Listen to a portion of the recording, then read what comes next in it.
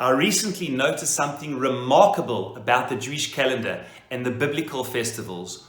All the festivals that the Torah commands us to commemorate and celebrate are all in the transition seasons, in the spring or in the autumn, the fall. Never in the heart of winter or of summer. The three pilgrimage festivals, Shosh Regalim, Pesach, that we initiate now with HaChodesh, hazeh, lachem, the month of Nissan, the month of spring, is in the springtime.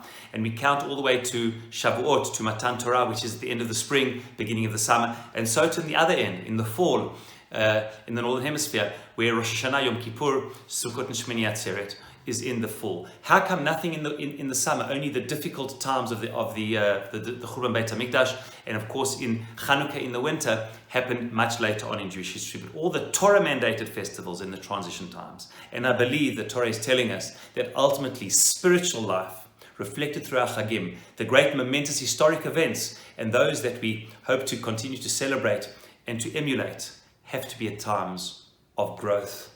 Life cannot be static.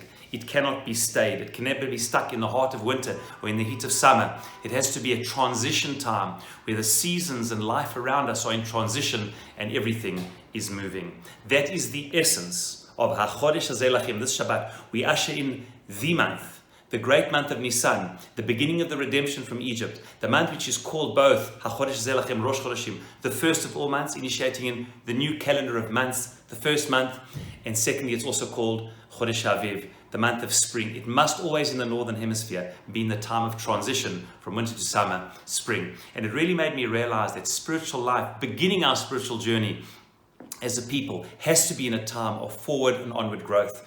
This is the reason why Nissan is the first month. It's the month of the redemption. This is the reason why it is the month of spring. It always has to be in the spring where the seasons around us and all of life is coming to life again after the deep, dark and difficult winter. Hope springs eternal, and once again there is hope to grow and to move forward. Life around us is blossoming. There is life after challenge, and we're able to move forward. And finally, it introduces the concept of Rosh Chodesh. The first mitzvah is that now the months have significance, not just the sun, which rotates the earth around the sun.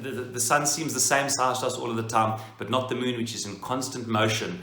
And in the deep dark night where the moon disappears, as it reappears, and there's a sense of hope and progress and transformation, that is what Rosh Chodesh is about. The moment we sight the new moon and light is returning to the darkness of night, it's a time of transition, a time of celebration. May we all constantly, as hope springs eternal for all of Klal Yisrael and the difficult challenges we're facing in Israel and all around the world, may we all, Bezrat Hashem, have this time of springtime, of growth, of transition, of chidush, because ultimately the essence of spiritual life is renewal of hitchachut, to reinvigorate on an ongoing basis our spiritual lives.